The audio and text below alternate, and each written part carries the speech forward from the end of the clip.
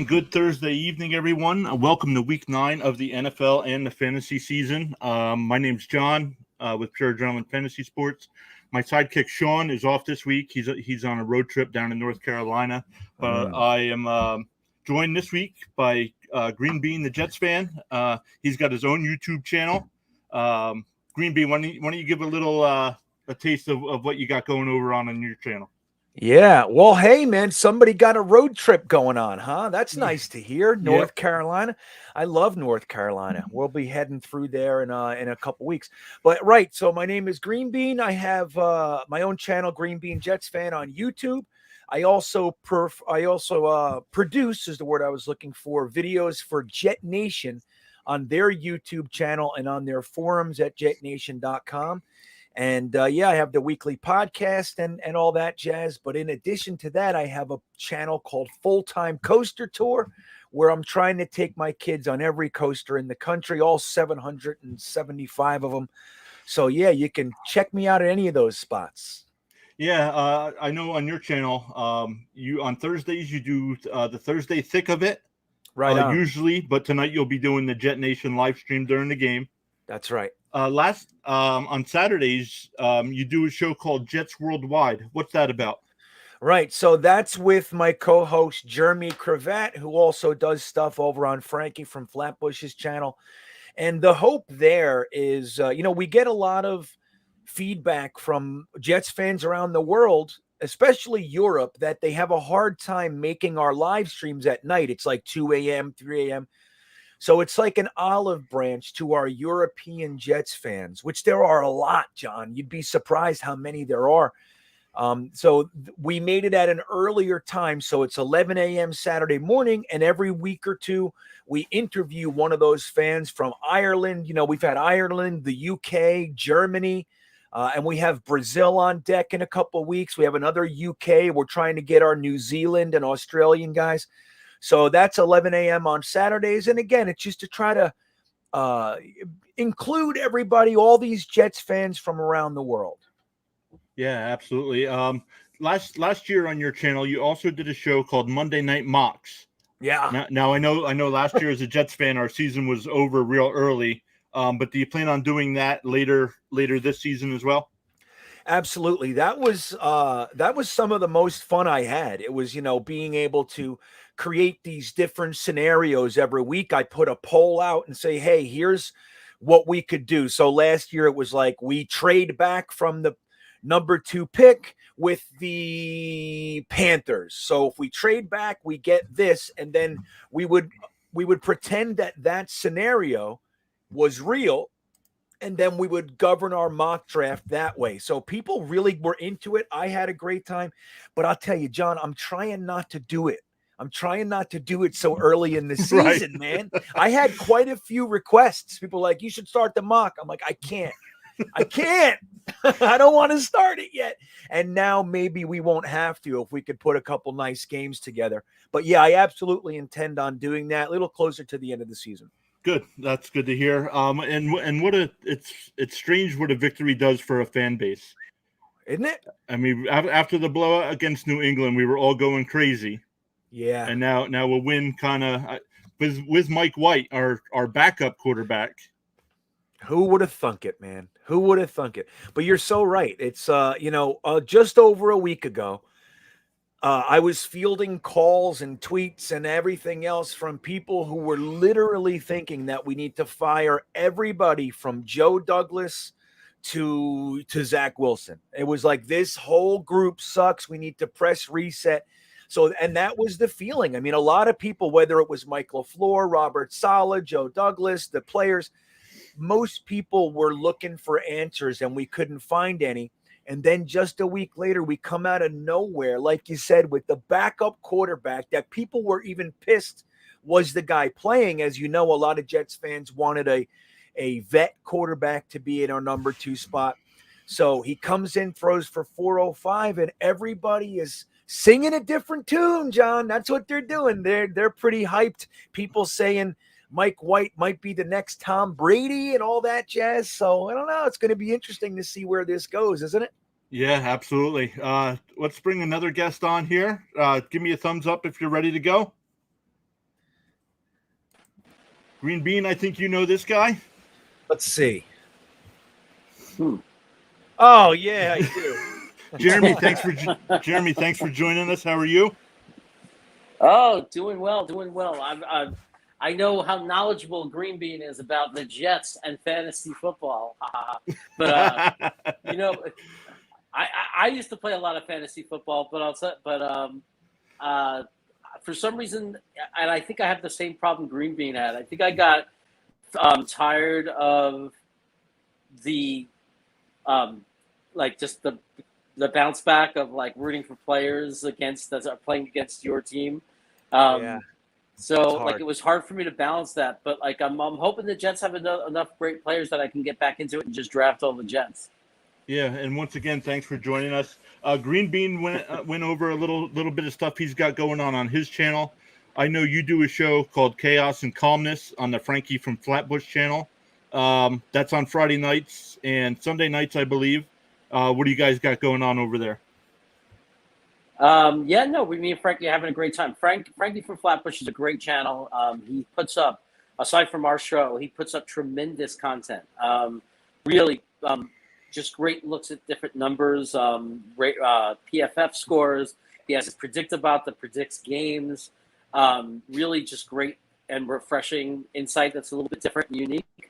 And then we have our show where we kind of model our show after Green Bean show.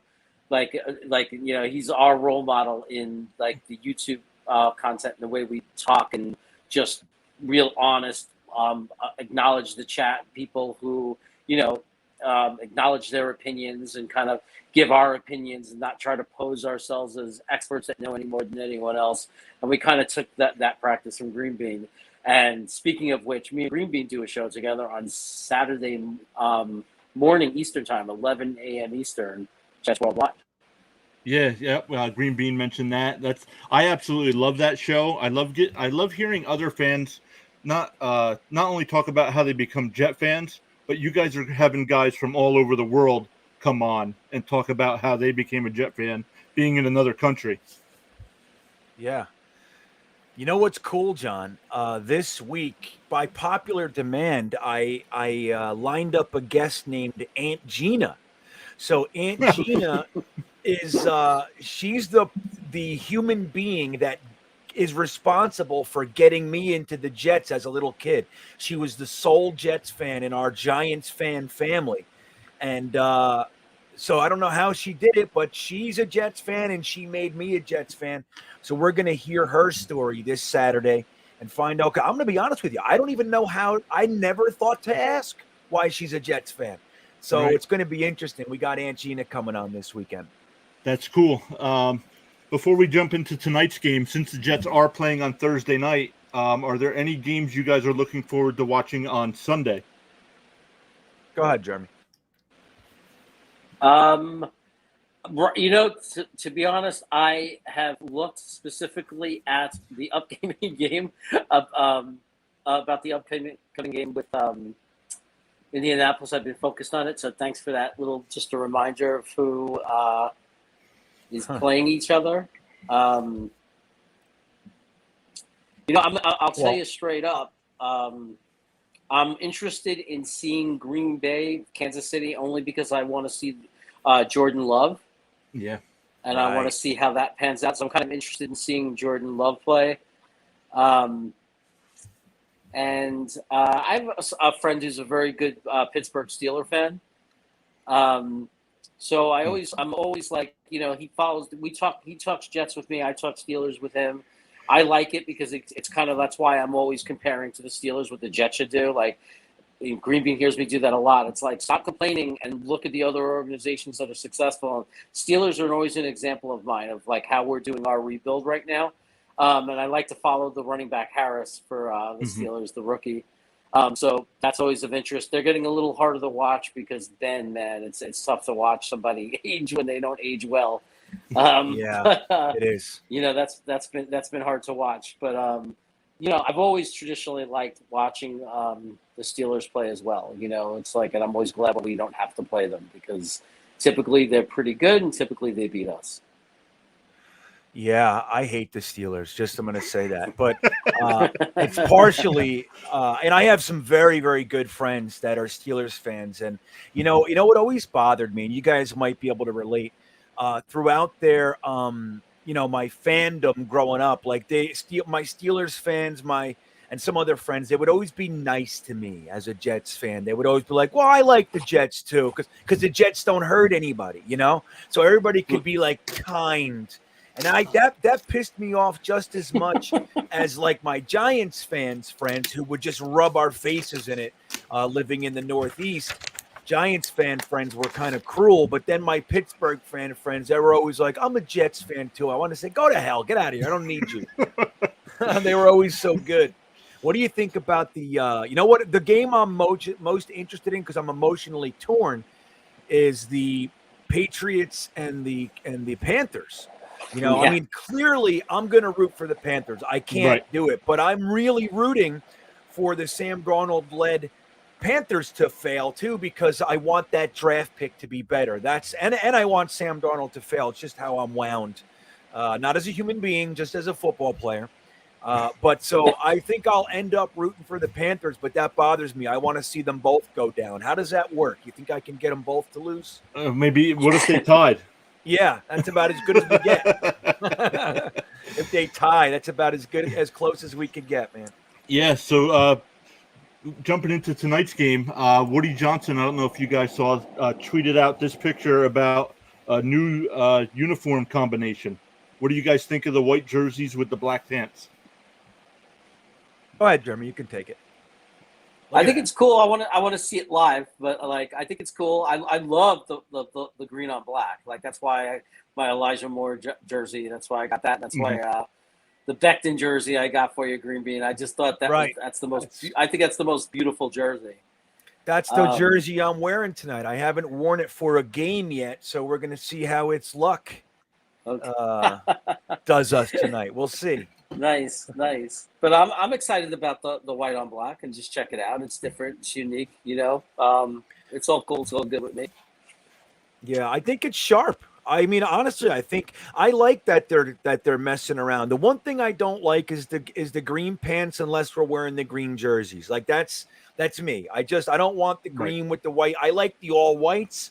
I like the all greens, but this white with black, especially with the white socks, I think it's sharp looking, man. I'm into it. It's cool that we're trying something new. We got our first victory with the black jerseys, and maybe we kept the pants on, so maybe we can take some of that luck with us into Indy.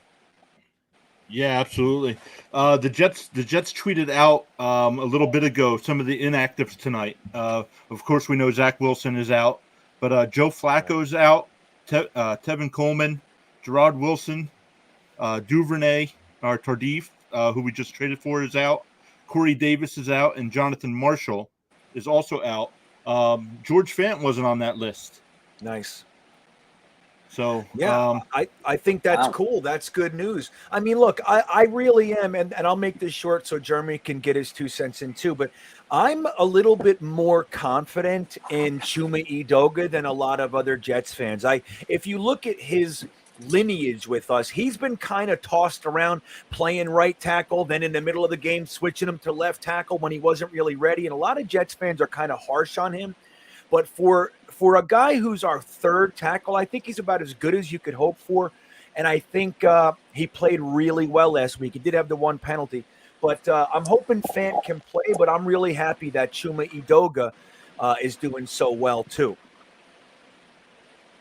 I agree totally. I think that when you consider the fact, like when Becton's back, that you have to have a guy like Moses or Fant, riding the bench as your first option, and then you have Edoga. The way he came in and played, like on most teams, like you can't go too deep and get that kind of play. I mean, he actually did fine. I mean, you take away that one penalty, look at the PFF scores. But even before we got the PFF scores, I thought he was doing well. I felt like the game wasn't that interrupted. Like it wasn't like he was, like all of a sudden we couldn't get anything executed on offense, and that's what you could really ask of him. And it's, if anything, it's going to be hard to keep him in that role too deep. I mean, he almost like is to me, played like a guy who would be your first option.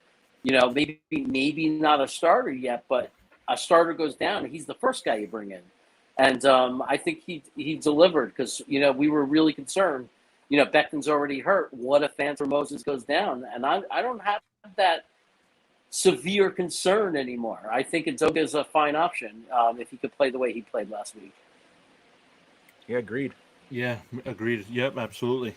And if injuries did pile up, do you think they would have switched AVT out to left tackle and made some other moves as well? Well, I think that's it. It's one of the reasons I think that they made the trade they did the other day. I think Dan Feeney, look, he has started in the NFL for an extended period of time, so he's at least that caliber, but I don't know how much they trust him. And so bringing in Tardif gives you the ability, maybe not tonight because like you said, he's inactive, but starting next week, it really does give you the ability in the event the tackle position does go down another peg. AVT is a badass and he can slide over there to the left tackle spot. And then we have a guy like Tardif coming in to fill one of the guard spots instead of Feeney.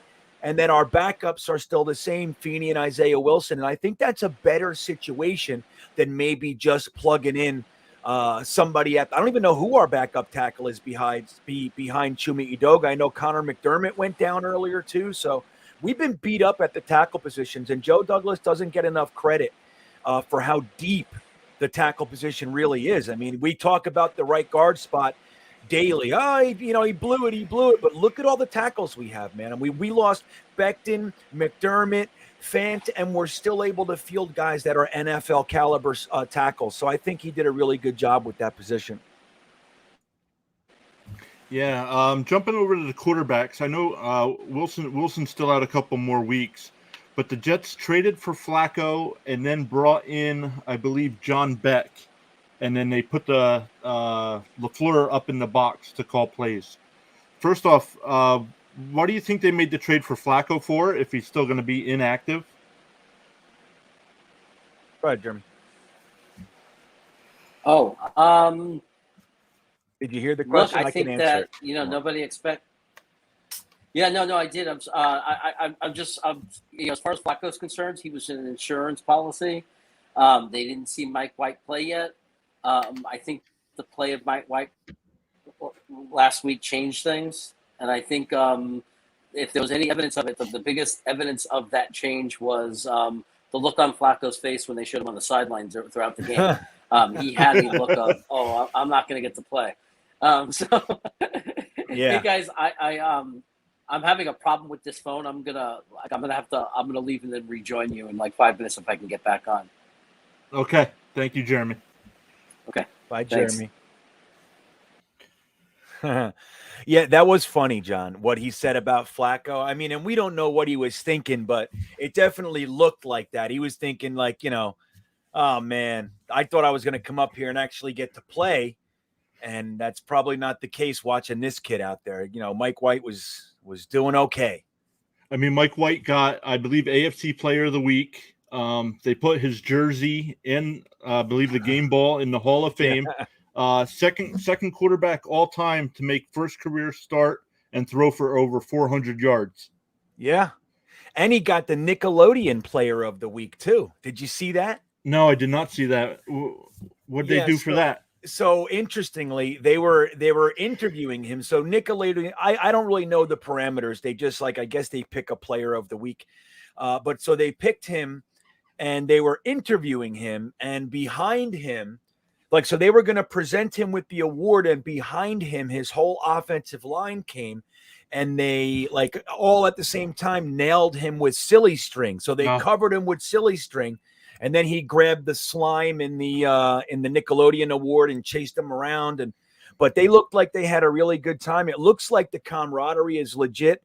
But yeah, so he got 4 or 5 different accommodations for this very impressive week, man. I'm hoping he could take some of that to this week and we have something here.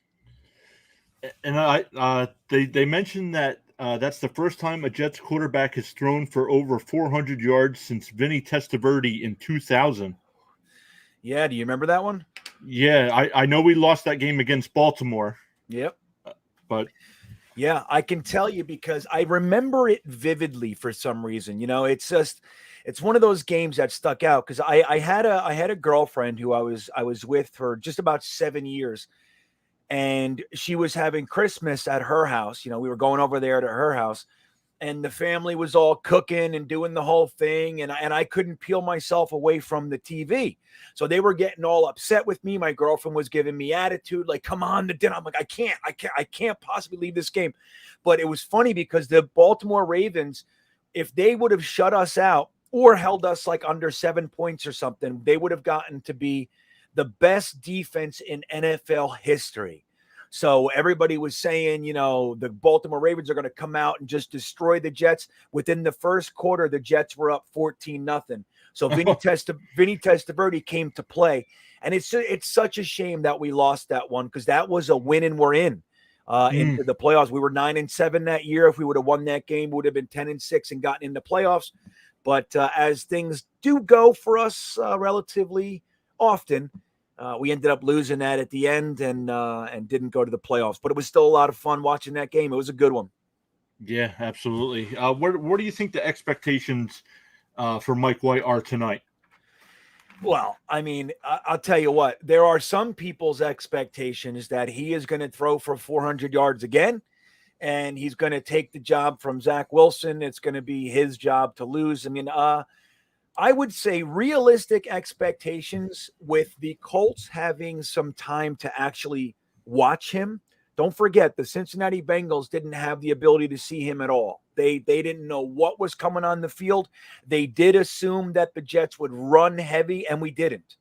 We came out firing, and I think that took them a little bit by surprise. The Colts are going to be able to game plan for Mike White, so I would not expect a repeat of last week. That said, one of the things I was most impressed with him, John, was he seemed very collected in the pocket, didn't seem to be frazzled at all. There was pressure in his face. He just very coolly and calmly stepped to the side or stepped back and, kind of avoided it without looking erratic. Like, remember Sam Darnold, he would get away from pressure, but he looked like he was just pained back there, like in a complete panic running around. Mike White didn't come across like that to me. So and that was a very, very good defense. If he can be calm again with the Indianapolis Colts defense across from him, I think that we are going to see an NFL caliber game. I wouldn't expect 400, but I would say like the 250s to 280s seems realistic to me if things do bounce the right way. And I think a couple touchdowns and maybe even a victory is possible, but it could also go the other way. I'm just not trying to think about that too much. Yeah, I do have him projected at 258 passing yards tonight. So coming back down to reality a little bit this week. Right, but that would still be good, right? Absolutely. 258 would be fantastic. How many touchdowns do you think he's going to throw in picks? I just have him 1 touchdown, 1 interception. Okay. What is, you mind me asking where do you have the game ending? Do you have a score prediction and all that? I do. I actually have Indianapolis winning this game 28-17. 28-17. I think that's a very realistic score. Look, and I know you are too. We're clearly rooting for the Jets to win. But as we've talked about many times, and I, you and I have talked about in chats and everything, really all we're hoping for is for the Jets to be a competent team, progress. We want to see our young receivers, our young running backs, our young defensive backs.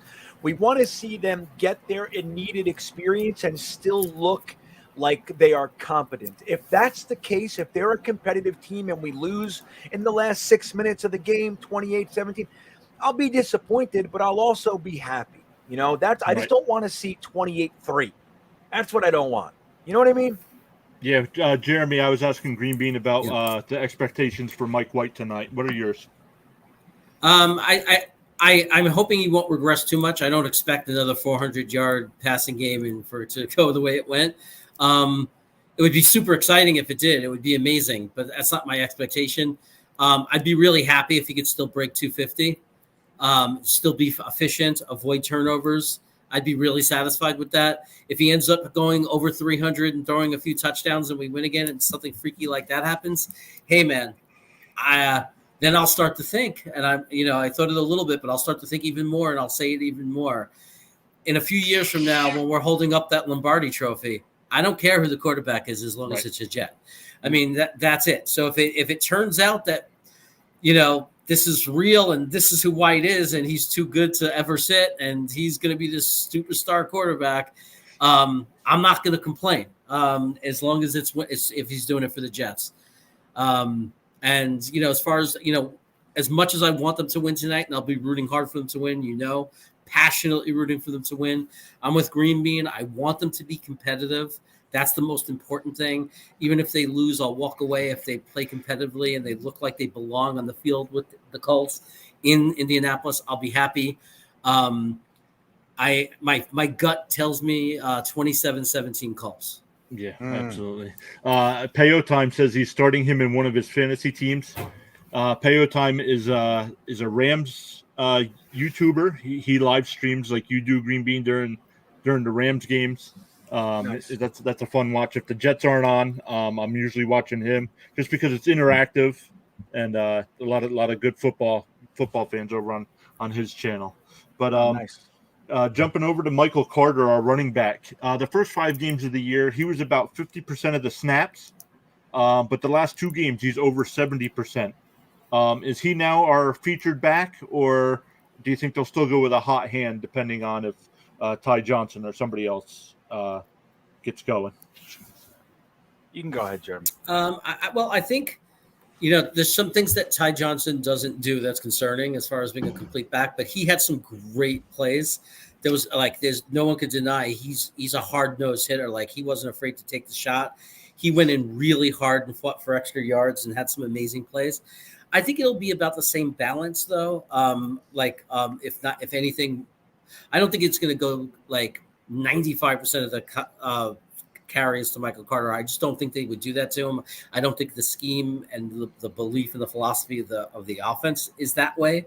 But I do think that they're acknowledging and understanding what White brings to the team. What Carter brings to the team, and even White,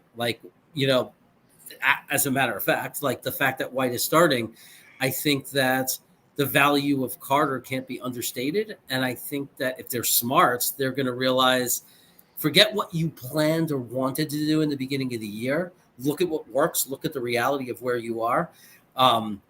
White likes to check down. He obviously likes to dump it off.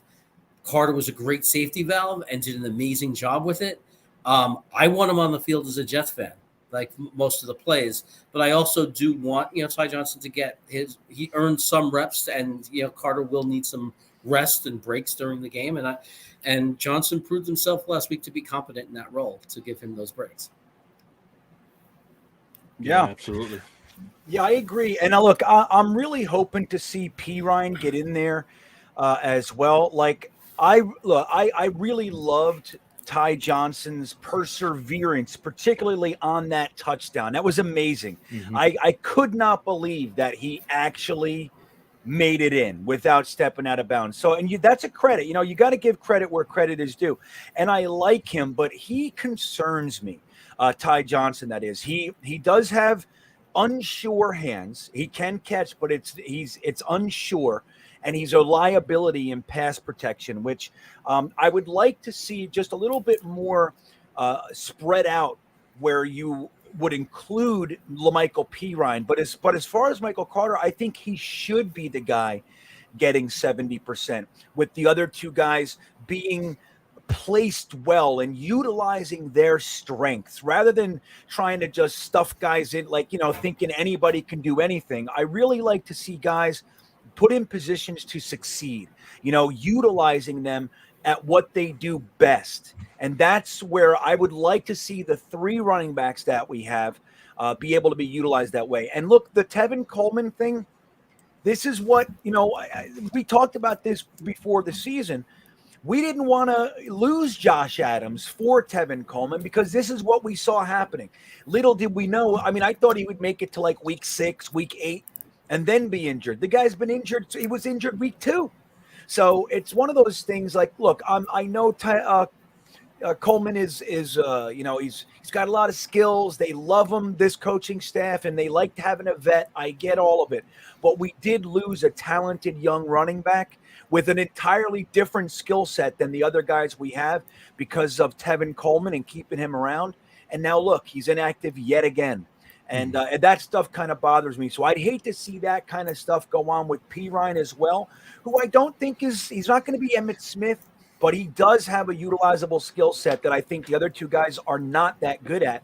His hands are very sure, and his blocking is exceptional, and his running ability is underrated in my opinion. So I'd like to see him get a few more carries, maybe 5-7 carries kind of a thing. I would love that. He got one last week for 3 yards, and my mathematician in me says that's just about a 3-yard average. So you guys know how good I am with that. Well, it's also not about it's not always all, especially with one carry. It's not also about the length of the carry. It's the situation and how he went down and what obviously the situation is that Green Bean. I don't know if you're gonna remember, and John, I don't know if you'll remember this. When we first became Jet fans, there was a player, and this is who I think P. Ryan not ultimately could be his ceiling, but could be the way we utilize him. There was a running back that we had. He played from 77 to 82. His name was Scott Durking. He was a short yardage specialist, and he was great at it. They would bring him in at 3rd and 1, 4th and 1. My father used to love him because of that. My dad was like, "Oh, here comes the Durkin guy. He always gets the first down." And it was like, so you look at his average. His average might say 2.2 yards per carry, but it doesn't tell the story because he used to get the first down. He used to be brought in those situations, and it was impossible to stop him from getting a yard because he was really strong and he used to just pound into the line. And I kind of see P. Ryan. Maybe not size wise, I don't know, but like I see him. I think he's a really tough, strong back. Like I saw him as like, that's the guy I want to see there on 3rd and 1, 3rd and inches or 4th and inches. And if you're going to run it and you absolutely need it, I think P. Ryan right now could be maybe our best fit for that role. So I kind of see him there. Yeah. Yeah. Like keeping the guys healthy too, I'd like to see these 3 last, you know what I mean? Yeah. And the perfect thing is if you don't run it to P. Ryan on 3rd and inches and it's some kind of trick play or whatever it is, like Green Bean said, P. Ryan is probably our best blocking running back. Yeah. I also saw a stat that showed the Jets had 10 different players catch a pass for a first down. That was the first time since 1988 that has happened. It's crazy. Crazy. What have we been watching all these years? You're like a bunch of garbage. Isn't it crazy? We haven't had a 400-yard game since the year 2000. Half of the other Jets YouTubers, they weren't even alive. That's the last time we got to see 400. And then it's like, look, we haven't had 10 guys get a first down. And then, look, we got 32 first downs. Wasn't that the best since 1980 something? Do you have that stat? It's like, what the hell? What have the Jets been doing? I can't believe we've made it this long, guys, really. But that's the thing. It's like, but it shows what's possible. And my hope, here's best case scenario for me, best case. And this doesn't mean I want one thing to have. All I want is for the team to be good and progress. That's what I want. But best case scenario would be that this guy, Mike White, comes onto the field and ends up being like a Kurt Warner, who, don't forget, he was working at the supermarket bagging groceries a month before he was starting in games and everything. He was forgotten by the league because nobody believed in him and everything. So, and he was a little older. So he comes in and ends up taking that team to the Super Bowl, the greatest show on turf and all that sort of stuff. Mike White comes in and just has some sort of impact. Obviously not the same as Kurt Warner, but he can be all of a sudden he's just like a guy. He's great. And then we end up the team rallies behind him and continues this so we could see the LaFleur offense actually have a chance to develop. Because don't forget, there are still guys like Michael Carter, like ABT, like Elijah Moore, who aren't developed either. We're focused on Zach Wilson, but there are other guys that need to get reps, and they can't get reps because the offense hasn't been able to get out of its own way. So if Mike White can just come in and continue this trend, even if it's not 400 yards. And then at the end of the year, he's our guy, and then we can trade Zach for a first, or even vice versa. One of these guys. But just because Mike Guy's the guy playing right now, I would love for the Jets to finally catch their break and start to see some of these stats that we're laughing about now. But the truth is, look, all three of us have been here the whole time, and we've never seen it. It's since the 80s, man. I was probably 12, 14 years old. Right. So it'd be nice to have one of these guys be able to really be the guy, to be able to really see this offense and give it a chance to develop, and then see what we have with these other young bucks on our team. And then we can start to stack on top of what will look like a solid foundation. Then we got something, you know?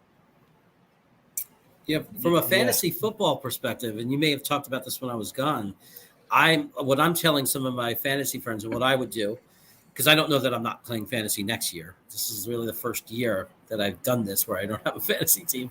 But what I would do, thinking like as a fantasy football manager, I really was seeing some hints in Elijah Moore last week. And it wasn't just the 6 receptions and the 60 yards. I'm also excited as a Jet fan. I have this take. I don't know if other people noticed it, but when he started to be established as a receiver who's getting balls thrown his way and catching those short balls, and getting some that kind of yardage, what I think my theory is what happened is the defense had to stop. They had to start coming in a little on him, right? They started noticing him because he's getting these passes, and when they did that, he went deep. And now White missed the pass, and there was a penalty anyway.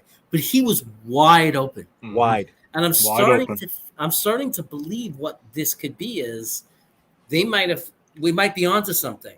If you could work Elijah Moore into the short game and get multiple receptions and force the defense to come in to stop him, you're going to open him up as a deep threat. Because No, but just on that point, you know what I think? I think that the Colts are going to start with taking that away. I mean, that was our entire game last week, was that very short game, whether it was running or, the running backs, like you said, Elijah Moore, even Crowder, little 4, 5, 6 yard dumps. They're going to come in and make White have to hit on the intermediate game, the 15 yards and plus type of thing. They're going to force him to do that. And I think that the fact that they're already up there, we could potentially, if Mike White can hit 18, 22-yard passes consistently, that's what's going to loosen them up. If he can do that from the beginning, you're going to see, man, we're going to be able to take advantage of it because our guys are going to be open, at least some of the time. They had, look, their defense is number 1 in the NFL for takeaways, and a lot of those are interceptions. So it's dangerous out there. They're good at that. At the same time, our receivers are better than you think. And if we could start to just, if it's all about Mike White, if he can hit it, I think our guys are going to be open at times. And if that happens, we're going to see a ball game today. And that's the advantage of Mims over Corey Davis, because when you got a team that's good at intercepting and you're going to be forced to throw deeper downfield, I want the guy who knows how to contest for the ball. Mm-hmm. Yeah. Over the guy who is, might be a little more consistent. They might run routes better, but balls go through his hands. Right. He's not as so this way. If Mike White doesn't throw it well and kind of makes it a 50-50 throw, Denzel's the guy you want fighting for that ball. Yeah, absolutely. What do you think with Davis being out? And Mims did play 70% of the snaps, but he did drop a touchdown last week. Do you think that drop pass is going to hurt him, or do you think they'll keep trying to work him in and keep giving him hopefully about 70% of the snaps? Well, interestingly, and I haven't seen the official numbers, but what I noticed was that after that drop, Mims was no longer a focal point of the offense. He still played, but it wasn't every play, right? So I think a lot of there was an impact after that. Now, whether it was just Mims beating himself up or whether they were like, see, we told you this guy sucks, or whatever it is. I did notice that I saw a lot more of Jeff Smith, and this is just my own eyes. Again, I didn't see any stats that confirm anything, but it looked to me there was a lot more Jeff Smith after his drop, which is such a shame because Mims catches that 99 out of 100 times. It was the first pass from a new quarterback. There's all kinds of new stuff that, little variables that you can include. The truth is he should have caught it. And if he did catch it, it would have absolutely cemented his impact on our team. He was already having a good game. One of his longer receptions got called back on Elijah Moore hold. He still had 2 receptions for 30-something yards or whatever it was.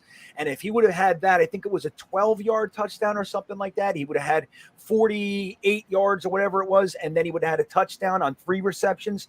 It would be like, okay, you can't deny this kid anymore. So it's really unfortunate.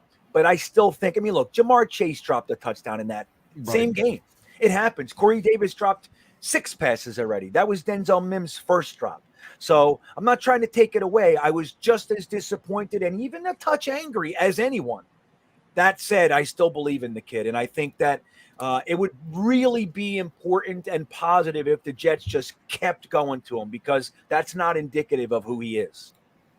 Yeah, and what's crazy and sad and it's frustrating is that Green being kind of, with me, we were talking on live, I think it was Saturday's show, and you predicted it. You said, watch. The guy's going to get a perfect pass opportunity. He's going to drop it because so much pressure is on him to make the impression. And then they're going to mess with him again. I don't think they're going to mess with him again too much. JD actually defended him this week in one of the press conferences, or like not the play, but as a player, like really spoke highly of him. Yeah. I also think you got to look at that play, as disappointing that he dropped the pass was.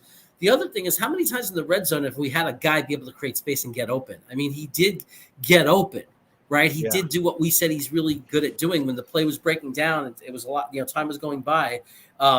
He was the guy that broke loose and broke open. And that's why I want him in there, because not 99 out of 100 times he's going to catch that pass. And when we're in the red zone, I want Mims in that game because he's good.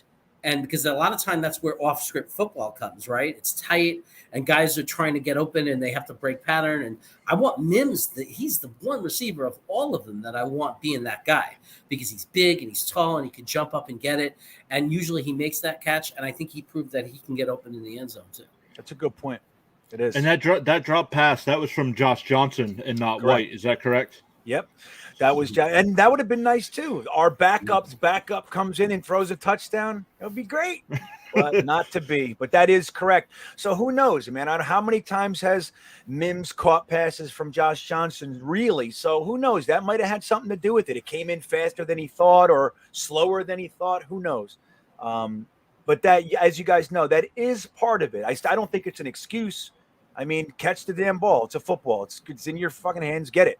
But at the same time, those things do matter to these highly precise, finely tuned, athletic monster robot men that they are. Staying with the offense. What do you think? Has Kenny Yeboa been activated, and do you think he'll get much playing time? Go ahead, Jeremy. I have not officially heard that. I assumed he was going to be activated because they just traded, Dan Brown, and Wesco, I think, is still out. So my assumption was, unless they're going with 2 tight ends, I was under the impression that Yeboa would be activated, or just made that assumption. Yeah, I'm fairly certain that he is activated, but I don't know if they are going to be going to him tonight. I do think that the freedom to trade Daniel Brown, who we do know was one of the favorite players of our special teams coach. So the fact that they were willing to let him go does make me think that Kenny Yeboa has been earning it in practice, and that they are ready to kind of open things up a little bit with a little bit more dynamic of a tight end, a receiving threat. And I think that would be fantastic, man. If that guy could come in and get 3 catches for, 35 yards or whatever it is to get some first, I think that would really be good because he is a threat in the passing game. And it would be nice to see them start to spread it out a little bit more. Yeah, Green Bean, I know you got to get going here. I know you do the Jet Nation live stream during Jet games. Right. Share your information with the people that are watching so they know where to find you. Yeah, well, and look, thanks for having me on, John. It's a pleasure to be here with you, man. Jeremy, not so much, but we'll do that later. That joke's getting old, but I'm happy to be here. And if you wanted to, check me out, my channel is Green Bean Jets Fan on YouTube. And like tonight, I'll be doing the live stream reaction of the game, live reaction for the game over on Jet Nation's YouTube. So the same thing. If you're on YouTube, it's just Jet Nation, and you'll see it there. And I'd be happy to have anybody come around. I think we have a pretty good time. So thanks again, John. Oh, thank you. I do have your channel linked down in the description. I don't have the Jet Nation one. Maybe I'll add that or tweet that out real quick before you start going on tonight. Awesome. So thanks again. You. All right, guys. Have a good night. Good luck. Go Jets. Go Jets. Go Jets. Good night. So Jeremy, thanks again. Thanks for joining me this week. I know it was kind of late notice, but you're willing to come on. So thanks again. Time asks in the chat, do Jet fans miss Rex Ryan and Mark Sanchez days? There are definitely some things I miss about Rex Ryan. Sometimes he went too far and it was embarrassing. But what I miss is you can't deny the performance, right? He brought us to 2 AFC championship games. I really don't know how any Jet fan could not appreciate that, and we got pissed when he went to Buffalo and all that, but now he's out. So he did it with good players that were put there for him. It was built by somebody else, but he got us there. He took advantage for 2 years, and Mark Sanchez was a rookie the first year, and he got us there anyway. So he was obviously smart, but with the way he used personnel, and he let the offensive coordinator do what they needed to do, and kept his hands off, and we played well defensively enough to get there. And 2 years in a row, you just can't. And he beat New England, and one of the few Jets coaches that ever really hurt New England in the past 20 years, that really took something away from them. Rex Ryan. He took something away from them, man. Brady might have 9 Super Bowls right now if it wasn't for Rex, right? So we hurt them. And Mark said Sanchez, obviously gets a bad rap in the sense that PFF called him the Jets' biggest bust ever. Not true. It's a complete ridiculous take. It was pathetic because he played well enough to get us to 2 AFC championship games. And even though it was mostly defense and running and it was scheme, and you may argue you could put a lot of quarterbacks in there, there's not a lot of rookie quarterbacks you can put in there. Like, he wasn't Rosen. He wasn't right. He wasn't this guy that came in and was incompetent. He was able to stick to the game plan, do what he needed to do. I like Mark Sanchez as a person. He didn't work out, obviously, as what we wanted to be a superstar franchise quarterback, but more than 50% don't. But he also wasn't a guy who was completely anemic and never, rode the bench and never made it in and was never able to do anything for us. I appreciate the 2 years he gave us, the 2 years that he was just a kid learning. But it was I think it was all heart, because I don't think it was all there for him to be a superstar, but he did what he had to do to get us to 2 AFC championship games, and I'll appreciate him for that. And in his second season, when we went to the playoffs, he actually, that throw he made to Braylon Edwards along the sidelines to set up the game-winning field goal. I mean, that, it wasn't a running play. It was Sanchez and Edwards realizing what the defense was doing. Yep. And they connected and won that game, and then went to New England and knocked them out. I do think that was the Jets Super Bowl that year. That New England game, after getting blown out 45-3 earlier in the year. Yeah. They went up and then came out completely flat against Pittsburgh. But in the second half of that game, if they could have made one final stop on defense and gotten Sanchez the ball back, I think the Jets were winning that game and heading to a Super Bowl. Yep. There was Ben was, Ben's a Hall of Fame quarterback, and on that third down, I remember that. I remember that play, and it was just a tough game, and it was a tough loss. But Pittsburgh is an amazing organization, and that was one of their, years of when they were at the top of their game and had one of their, Ben, was still Ben at that time. So, he's in his prime. So what could you do? I mean, it just happens. You know, we were a great team, but we lost to a great team, and Right. and I agree. We didn't come in with the same emotion and hunger as we did into that New England game. I think we left a little bit behind, unfortunately. Yeah. Yep. Coming back to tonight's game and this year's team, how big of an impact did losing Carl Lawson have on this defense? Oh, tremendous. You know, if it affected us the way it did, Mm-hmm. like, it still hurts me. It still hurts. And, you know, it was such a kick to the stomach. It put such a stop sign on all the momentum and all the excitement. And it was such a hard kick in the stomach. And the camp he was having, it would be a different defense, because he was I mean, even people don't realize because they look at the sack total, but when you look at the disruption that he was for Cincinnati, and it's just some of the games, some of the tape, he was coming into his own, and he was having such a good camp. I mean, they could not stop him. He was going right through Becton was like a fourth string, you know, like he was Dan Feeney or something. Mm-hmm. It was it's a big blow, and I think as good as we're playing because of the coaching, and these young guys are being coached up to it, and the coaches, you know, Ogden is doing an amazing job in the secondary, and they're really being coached up. I think that we would imagine like over, not just the young guys overperforming, but an actual stud that was just disrupting and you know, ripping up the offensive line, like ripping through. And I think it would have taken a lot of pressure off the other defensive line, you know, the other guys. Mm-hmm. And I think that maybe it would even have improved our run defense too. Yeah. Speaking of the other guys, Quentin Williams has 4.5 sacks on the year. Looking over a full 17-game season, that would put him at 11. Which, I mean, I know Jets Twitter is always saying he's not doing anything, but if he could somehow come up with an 11-sack season, he's at 4.5 at the moment. What do you think of Quentin? And now his brother's on the team as well. Well, I think Quentin has just got to be more consistent, right?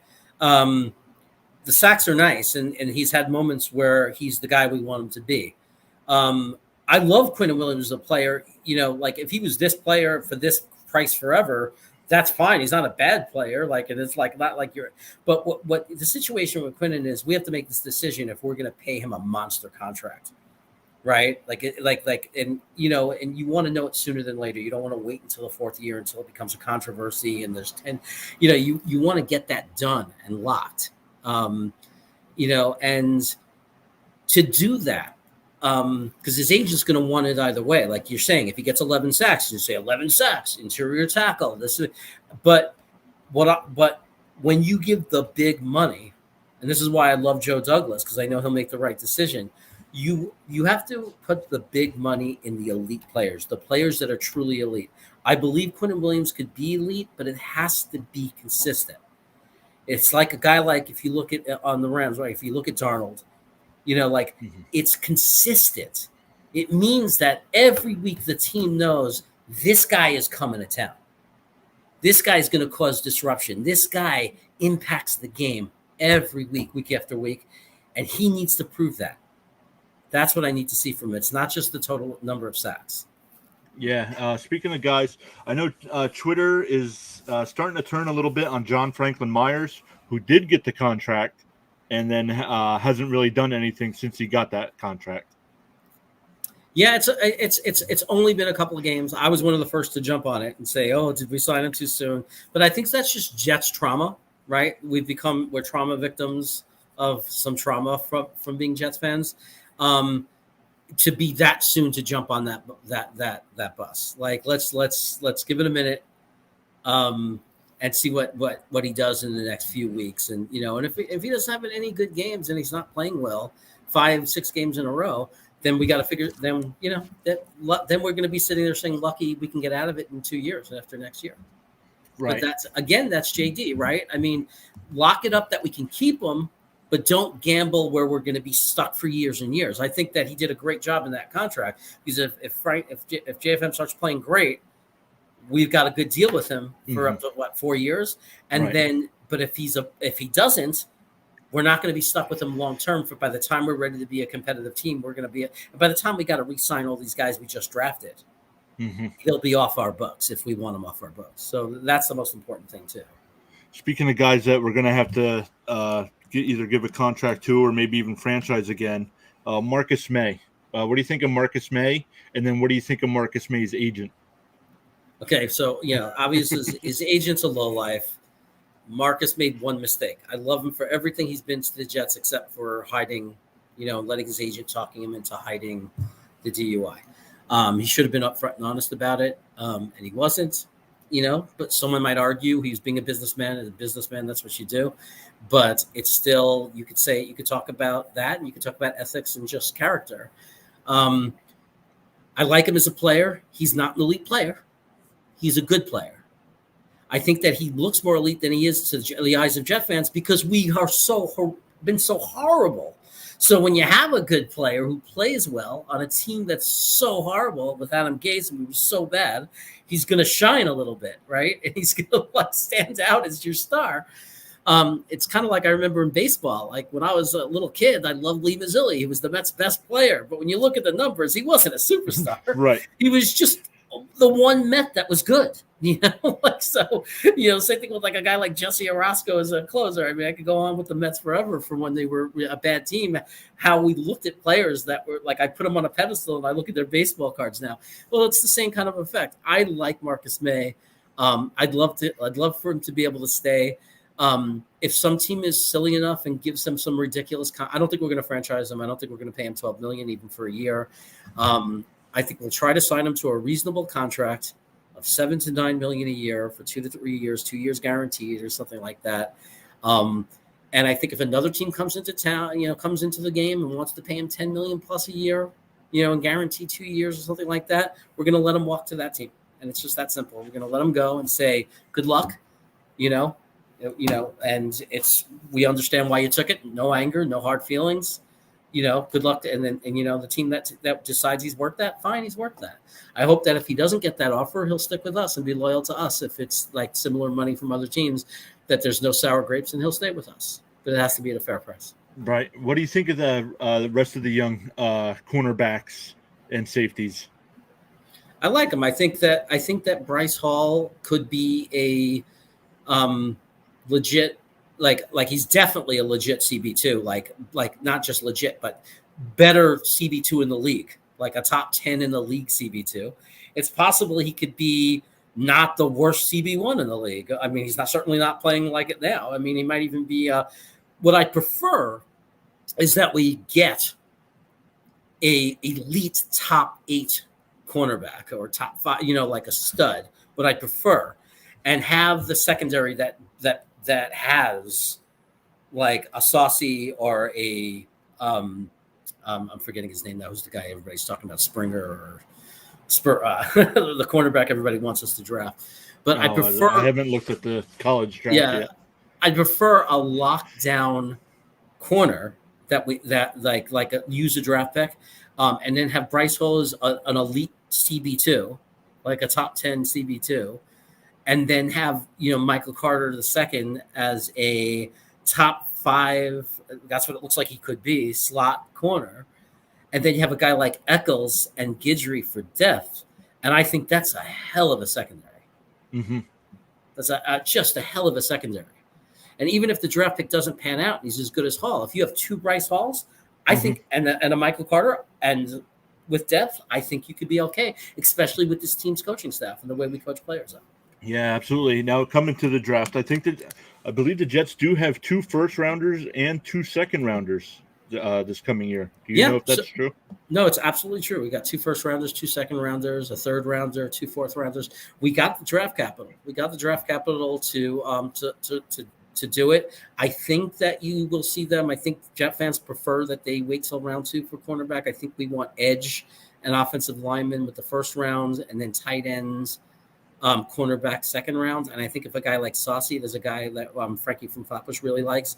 I think if he's available in the second round, I think that a lot of Jet fans would be happy with us going that route. And there are a lot of Jet fans that would love to get Stingley is the name I was thinking of.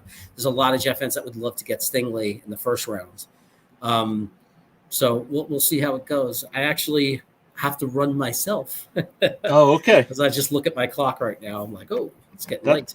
That's fine. Before you run, thanks again for joining me. Let everybody know who's still watching, where they can find you. Okay, so again, you can find me at Frankie from Flatbush. You go to his channel. We have a show every Friday and Sunday. Friday night at 8, Sunday at 7. And you can find me on Green Bean's channel, on Gene Bean Jets Fan, on Saturday at 11 o'clock a.m. Eastern. We do that for the people in Europe. But I'm sorry, it's 11 o'clock Eastern. So if you want to have finish your breakfast or on Saturday and watch us, you can watch us there. And I also sometimes appear on Green Bean Show on Thursday nights, like the last hour of the show. Sometimes he'll bring me in. So I make appearances there too. And you can find me on Twitter, just at Jeremy Crevent too. Nice. Once again, thanks for joining me, and I'll see you over in Green Bean's channel. Thank you so much for having me. I had a great time. Thank you.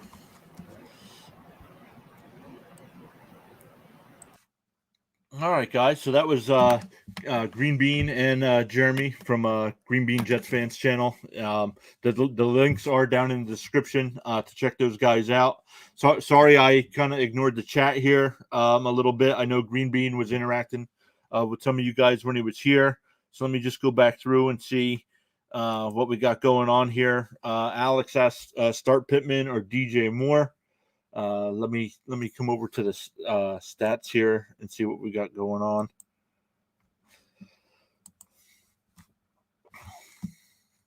Oops, wrong one. Let's switch over to here and look at the receivers. Let's see here. Start Pittman or DJ Moore.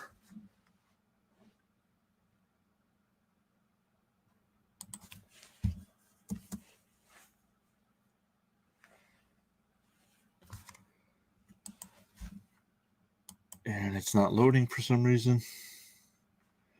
So let's see what else we got down here. Green Bean answered them. You guys hear Von Miller got traded to the Rams? Yep. Theo time. Yep. I believe every fan base heard that. The Rams apparently don't believe in draft picks. So let's see. Let's see if it pays off though. Let's see if there's any other fantasy football questions before we head out. Thanks for everybody that tuned in. Once again, I go live every Thursday and Sunday. We do a show at noon. Here we go. Let's go back to that question. Alex McBucket said, start Pittman or DJ Moore. Let's take a look here.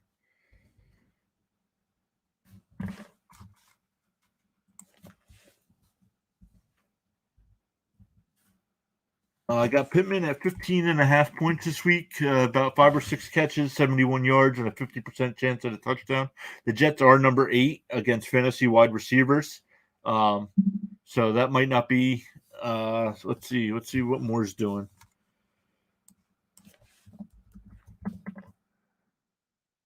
That's wrong. Elijah Moore, Chris Moore, DJ Moore, a little projected a little bit higher. Also between 5 and 6 catches, 80 yards, 40% chance at a touchdown, playing the number 17 defense in New England. I believe they are going to have to throw the ball to stay in that game with New England. The Patriots know how to play against Sam Darnold, so that'll be that. Let's see if there's any more questions here.